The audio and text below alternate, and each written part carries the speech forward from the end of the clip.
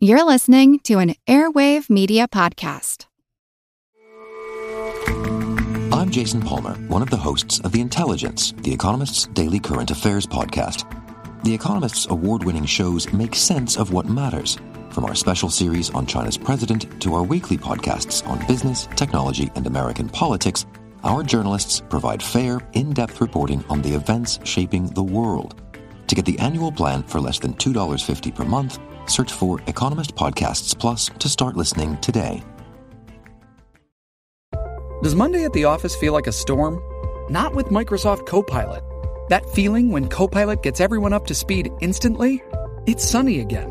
When Copilot simplifies complex data so your teams can act, that sun's shining on a beach. And when Copilot uncovers hidden insights, you're on that beach with your people, and you find buried treasure. That's Microsoft Copilot. Learn more at Microsoft.com/AI for all. Hello everyone and welcome to the history of the Second World War. On this episode of our Spanish Civil War interview series, I was joined by Jess Thorne to discuss the treatment and experiences of prisoners during the Civil War and after. Discussing prisoners during a civil war is always interesting because their experiences are often quite different than what is experienced by more traditional prisoners of war. There was a political dimension for why they were in prison during the war and then why they were kept in prisons after the war was over, and we discussed that dimension and the consequences of it during this interview. I hope you enjoy it.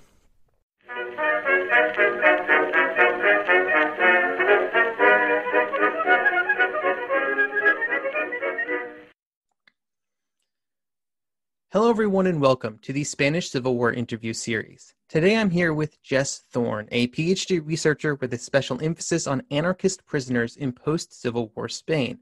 Jess, how's it going today?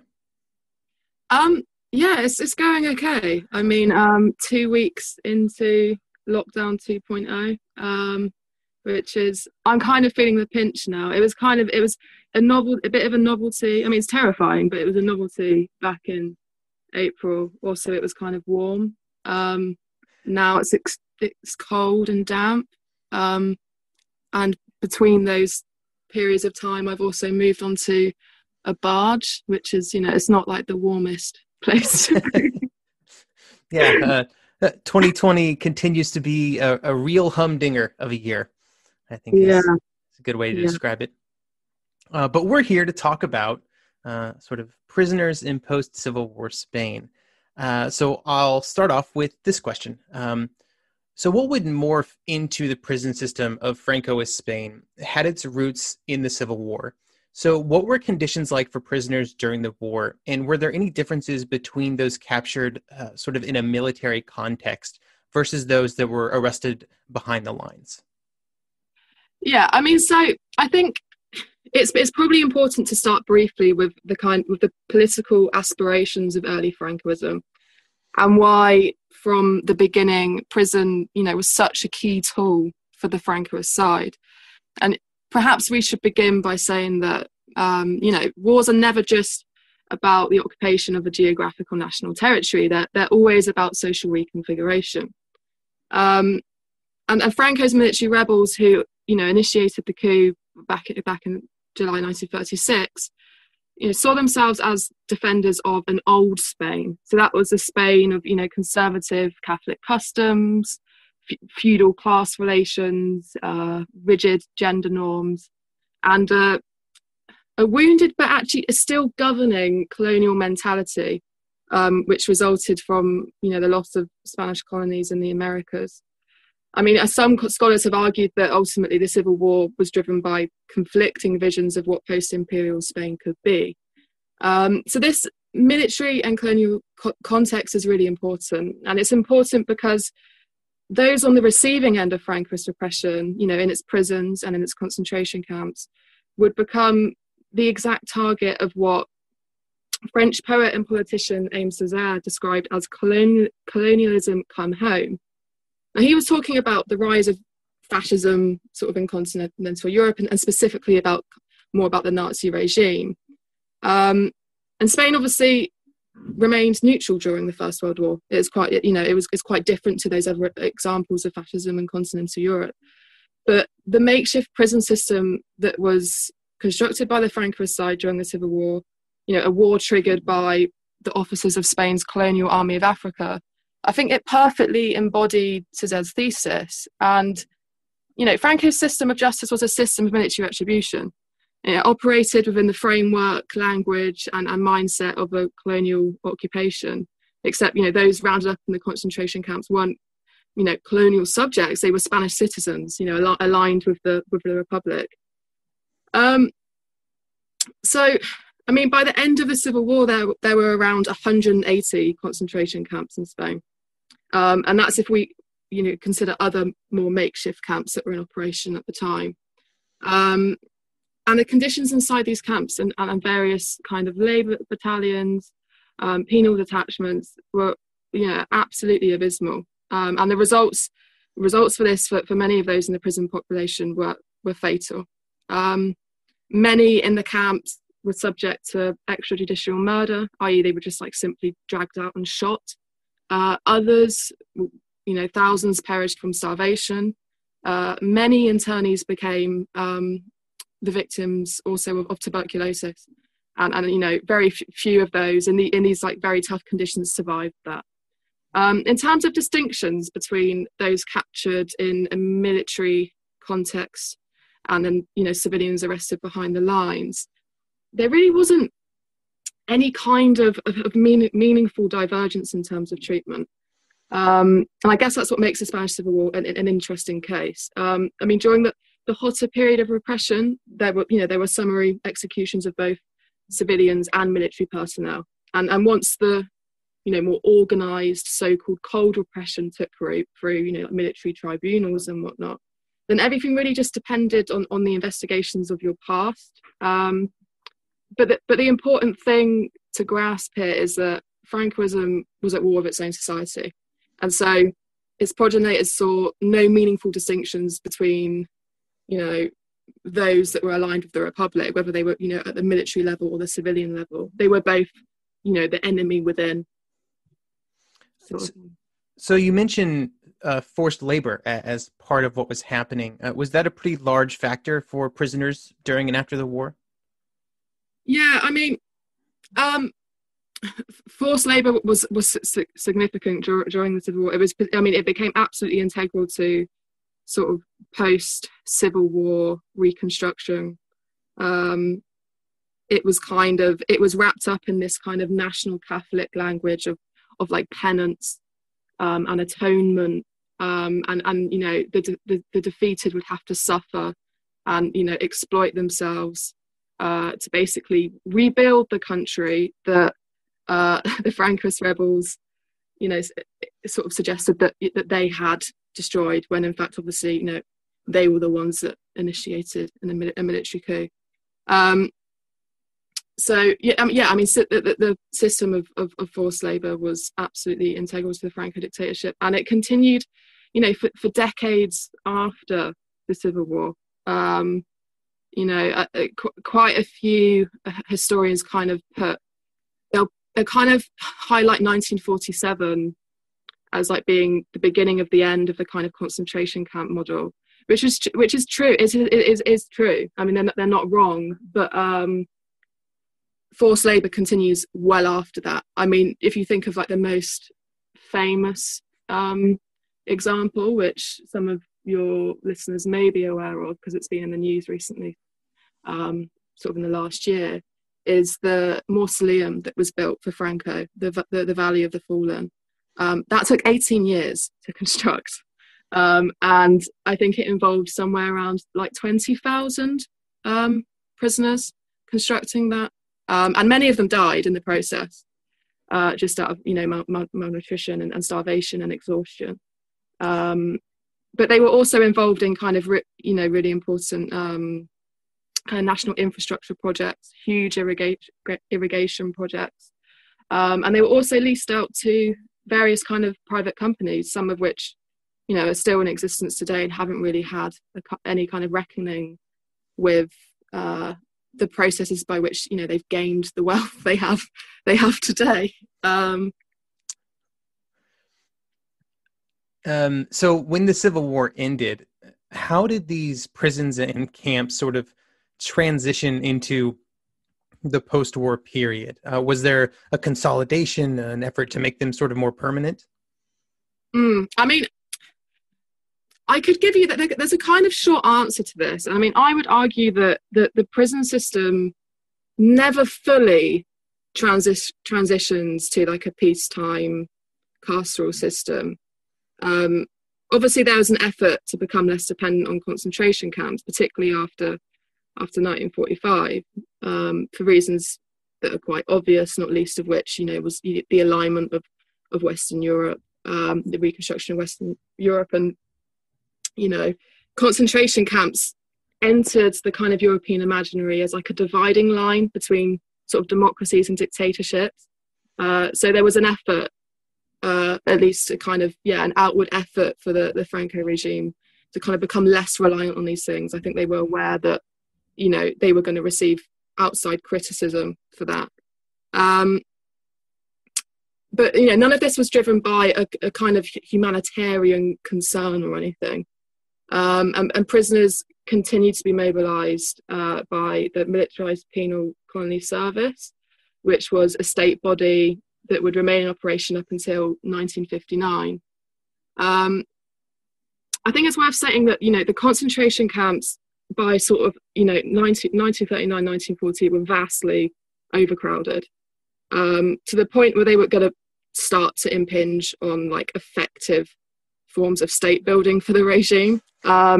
So at the start of 1940, across like the various jails, camps and labour battalions, there were close to, scholars think, 1 million prisoners in the system, which is, out of a national population of something like 27, 28 million is kind of huge. I mean, completely unprecedented in Spain.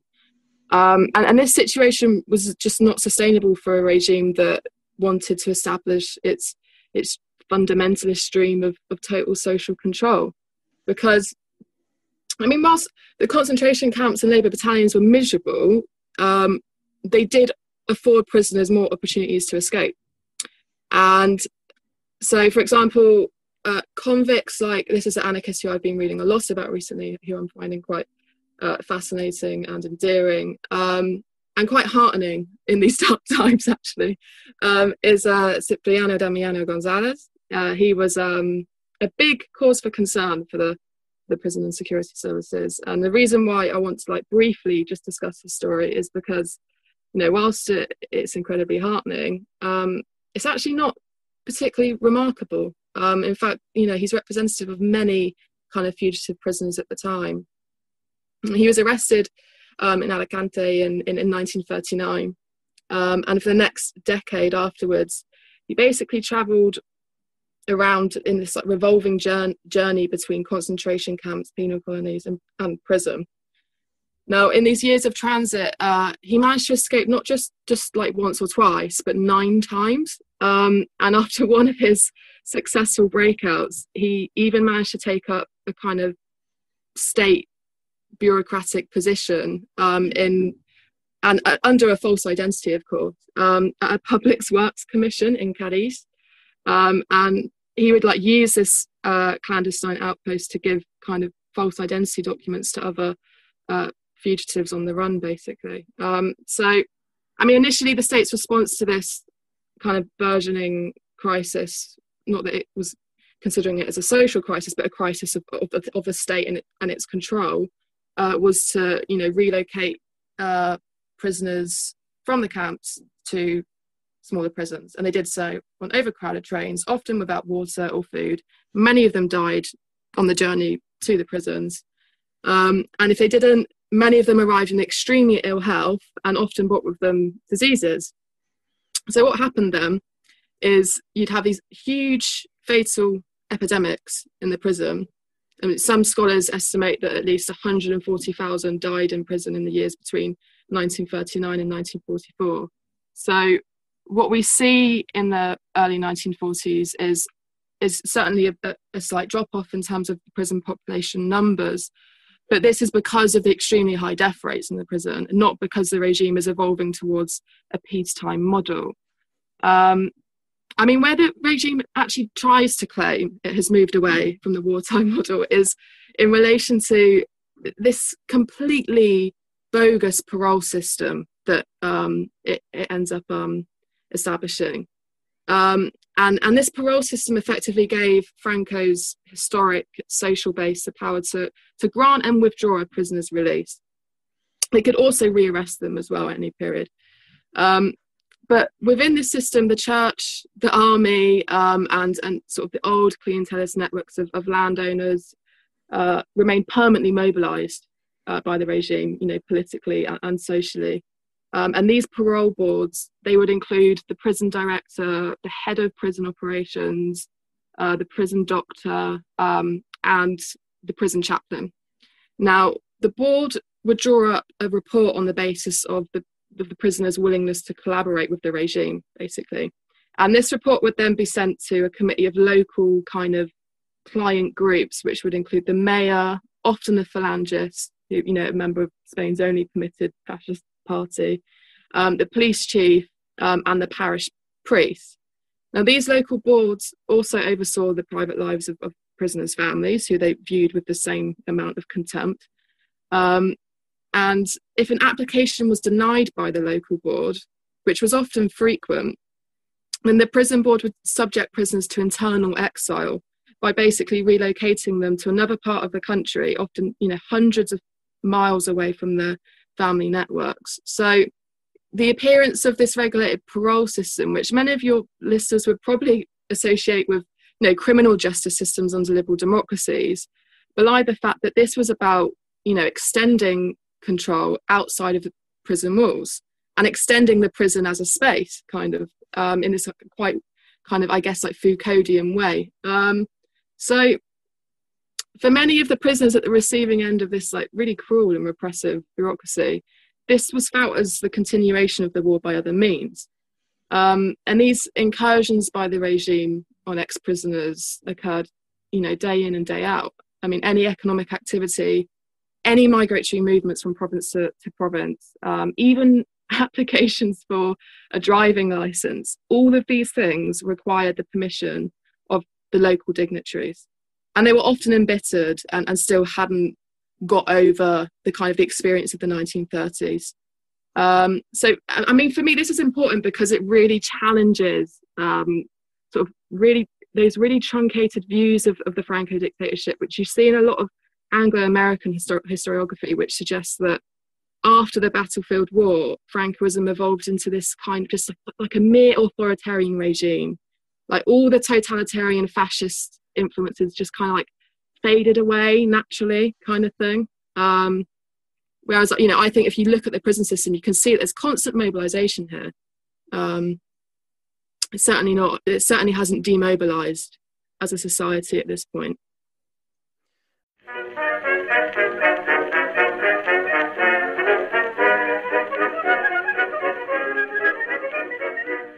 Some of us love history. Others used to or never did because history was presented as nothing but the rote memorization of names, dates, and facts. Basically, the story got left out, and that made history kind of suck. My name is Greg Jackson. I'm a university professor with a PhD in history, and bringing history to life is my passion. That's why I created my podcast, History That Doesn't Suck. I want to teach you everything you need to know about U.S. history, but I do so through stories. Let me tell you about George Washington begging his men not to mutiny against Congress, Clara Barton saving Union soldiers amid enemy fire, enslaved Frederick Douglass risking his life for liberty, and about so many other figures as their real experiences make industrialization, social movements, and even congressional debates and tax policy come to life. Subscribe to History That Doesn't Suck today, and join me, Professor Greg Jackson, every other week for a new episode, where I'd like to tell you a story. All you need is a few minutes to start your day off with something historic when you listen to the This Day in History podcast. Every day there's a new episode for you to listen and learn about what happened that day way back when. Today could be the day a famous mobster met their end, or the first milestone for humans in space. Who knows what history today holds? Find out when you listen and subscribe to This Day in History wherever you get your podcasts. That's This Day in History wherever you get your podcasts.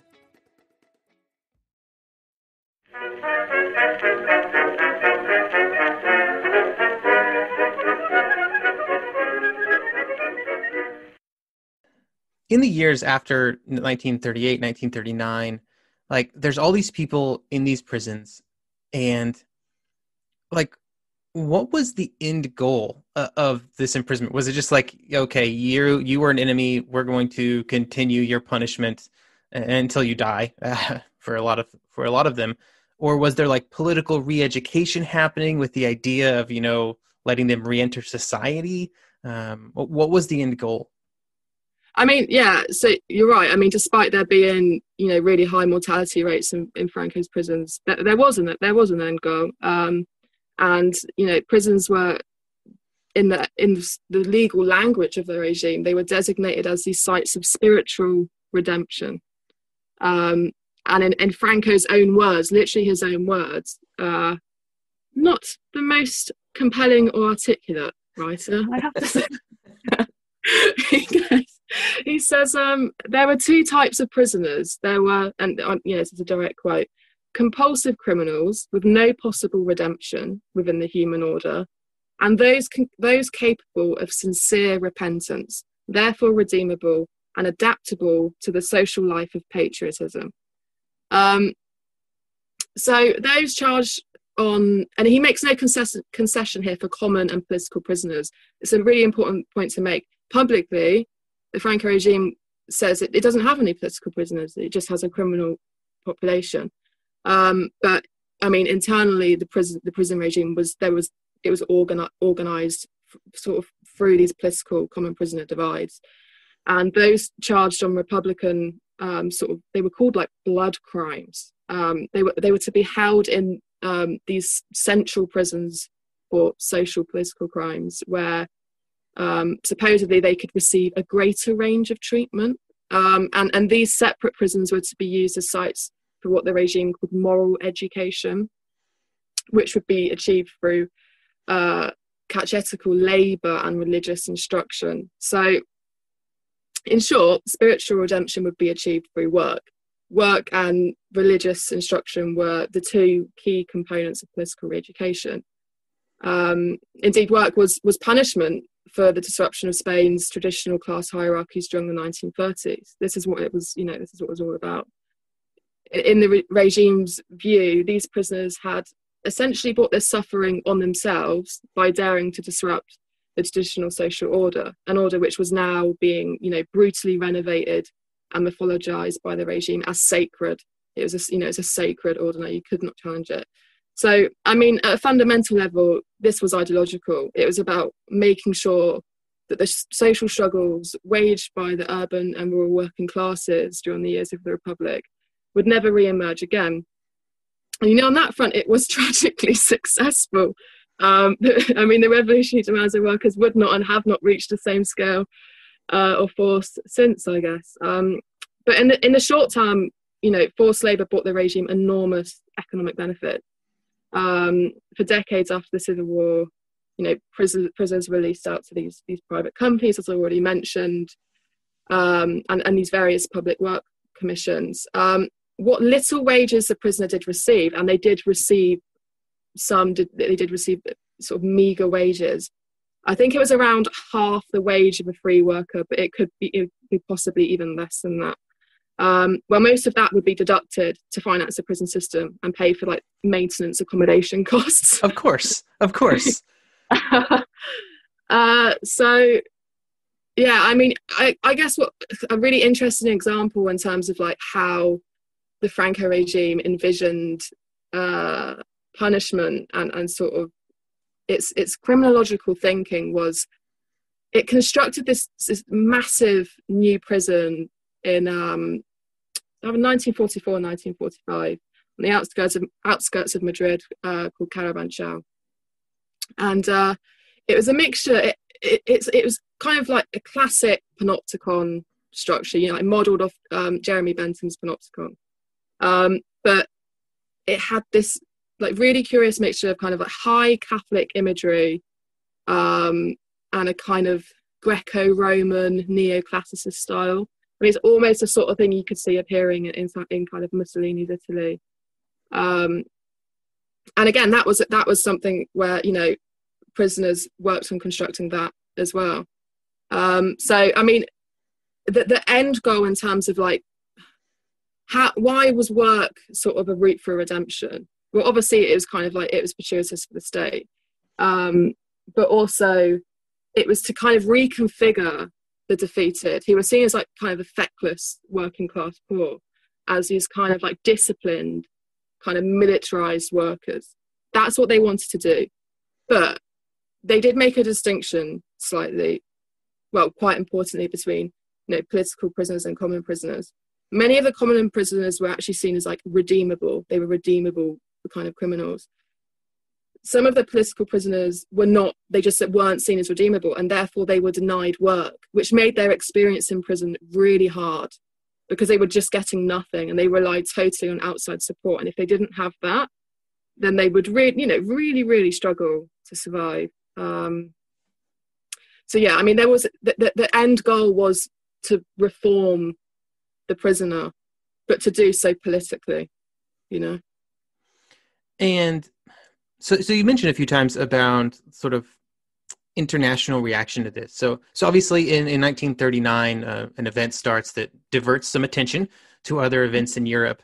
But what was the sort of international response to the conditions experienced by these prisoners in Spain? Like, did they even really know what was happening outside of Spain? It's interesting. So, I mean, a lot of my work has focused on the international response to the situation of political prisoners in Spain more after the Second World War. But I have come across British diplomatic reports sort of during the Second World War, which, you know, they do suggest that they were perfectly aware of the extent to which, you know, the Franco regime was borrowing its criminological and sort of penitentiary thinking from sort of Nazi Germany. And just in case any of the listeners don't know, Franco's political police, who were the equivalent of the British special branch, I guess, they were physically trained by the Gestapo, and then later by the CIA after that.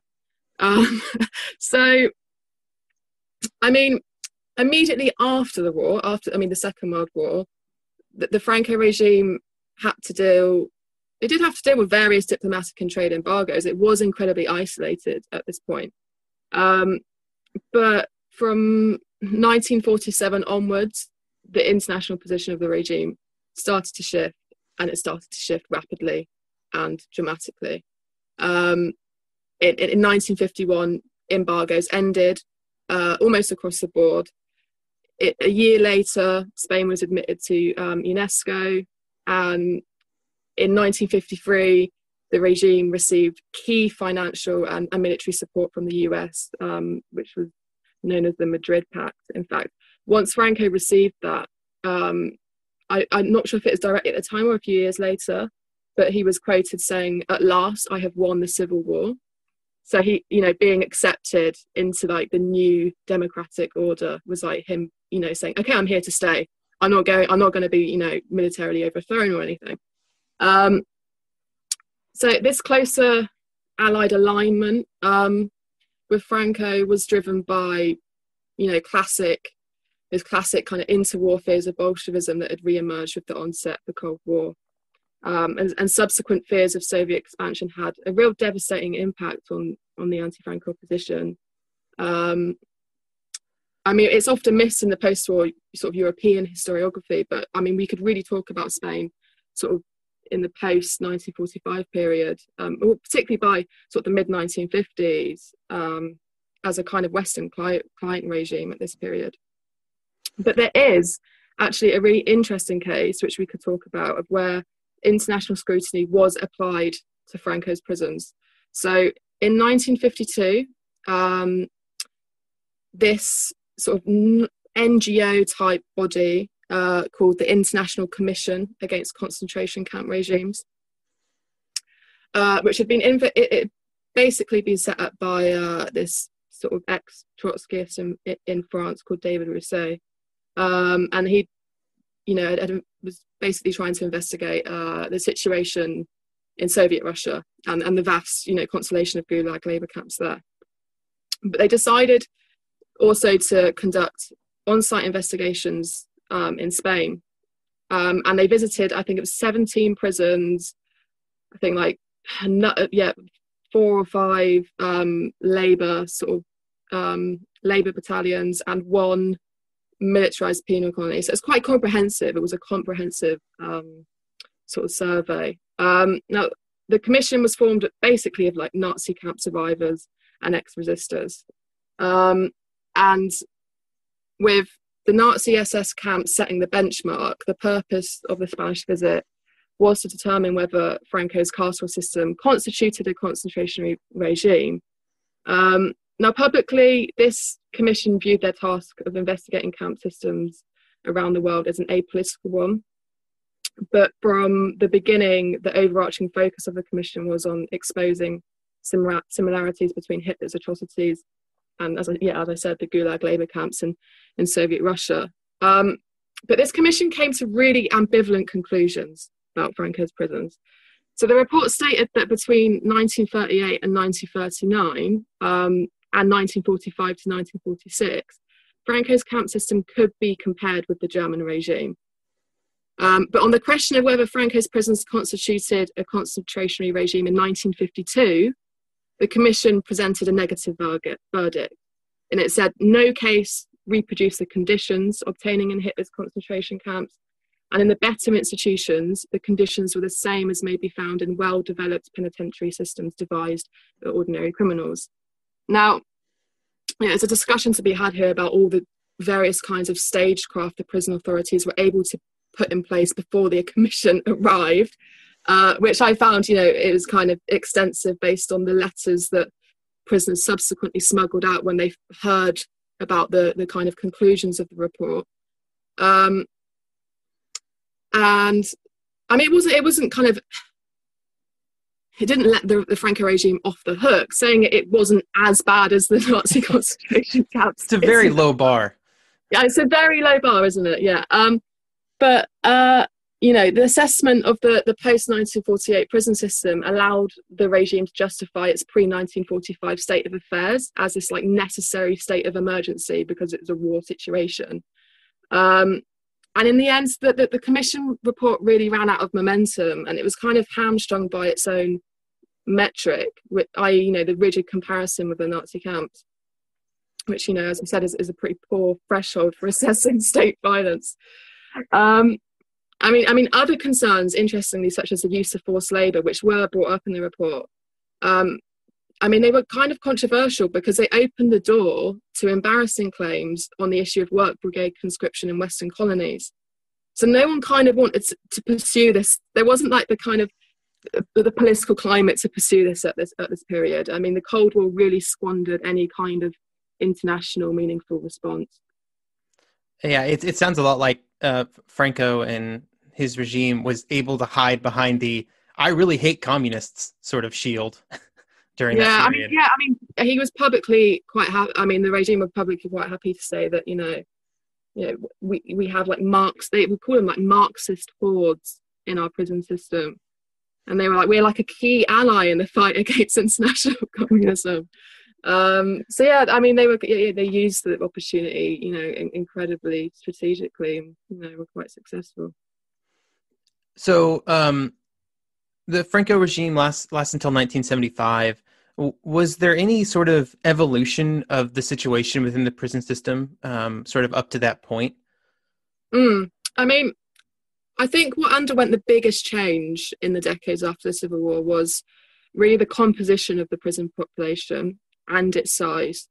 So the statistics are incredibly sketchy, but what we do see, at least up until the late 1960s, 1970s, is the decline of political prisoners and a surge of so-called common criminals entering the system.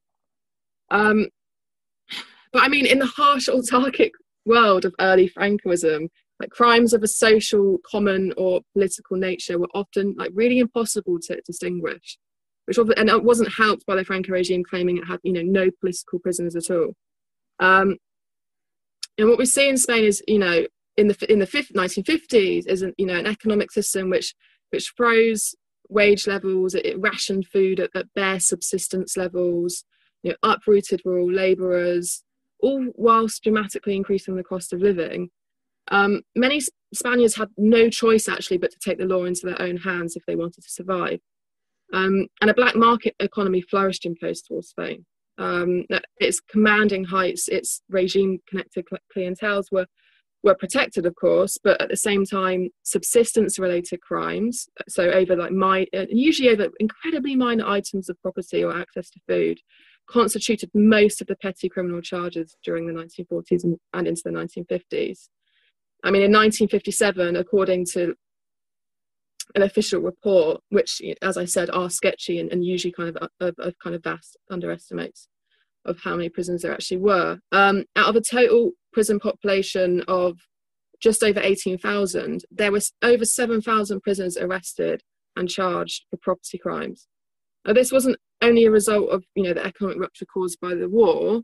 I mean, autarky. So, and what I mean by that is a fully closed national economy, an isolationist economy, was also used politically by the Franco dictatorship with hunger and poverty for poorer sectors of the population. But it also meant substantial numbers among the urban sort of lower middle classes as well, becoming the means by which the state taught those it deemed hostile sectors of the population the lessons of their defeat. And it really pushed them to the margins of political life and into prison. Now, in 1959, the Franco regime abandons autarky and it adopts what is called the stabilisation plan.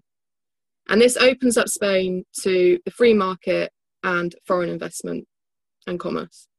And from then on, what we see in Spain is actually a very early form. I always find this quite interesting because, so many scholars always kind of look towards the example of Chile and Allende and the kind of repression over there as like that kind of experiment in like neoliberalism. But actually what we see in Spain from like 1959 onwards is a very early form of neoliberal development. Now, some historians imply that as a result of this economic shift, the enduring fascist influences underpinning Francoism were just kind of shafted by the liberalising motives of the free market. But as soon as you like kind of peel back this kind of consumerist gloss of the dictatorship in the 60s, it just doesn't match the empirical reality on the ground. It's still an incredibly violent and difficult situation for those that kind of constitute the defeated sectors in Spain. I mean, in the early 1960s, Franco's vertical and state-controlled trade unions did devolve some workplace wage agreements, which came as part of this kind of 1958 law of collective bargaining, but they were purely an economistic measure in the service of structural adjustment. And when workers threatened to break out of the regime's vertical arrangements, as they did in sort of 67, 68, echoing, the political mobilization of workers elsewhere in Europe at the time, particularly neighboring France, the Franco regime, panicked and declared a state of emergency. And it's like, right, we need to domesticate the working class again. They've got out of hand. And it's like, right, we're in a state of war again. So in fact, from the regime's declaration of a state of exception in 1969 until the death of Franco in November 1975, more deaths occurred in strikes and protest actions than throughout the whole preceding part of the 1960s. And I mean, inside the prisons themselves, there was just no overhaul in terms of staff personnel. Many were still sort of drawn from the quarters of the army that were dominated by the Falange, Spain's fascist and only permissive political party. One former prison officer, actually, who worked in Carabanchel throughout most of the 1970s, he was interviewed recently for a film, and he said something like it's kind of just really chilling, actually. And it just shows how Francoism had pervaded internal prison culture from the top down. And he said, I'm quoting this, "We were kind of a militarized squad. In fact, when we started, they gave us a weapon. We couldn't technically use it inside the prison, but nevertheless we had it. In fact, we started to have problems when we refused to take the weapon. They started to call us Democrats, communists, socialists. That was the way to insult us." So, I kind of want to re-emphasize this point, I guess, I made quite a lot sort of throughout discussing this with you is that, you know, this wasn't a kind of stuffy, politically demobilized autocracy, as, you know, some historians have implied. Its visible and brutal origins were always there, and its fascist influences endured, and, you know, in its death throes in these sort of latter years of the 1970s, you know, it violently came to the surface. Thank you for joining me here to talk about this topic. It's been really interesting. Great. Yeah, I've enjoyed it. It's been a useful tool for me, I think. It's a kind of duly novel experience because I haven't done a podcast before, and I haven't done a podcast on a boat. So there we go.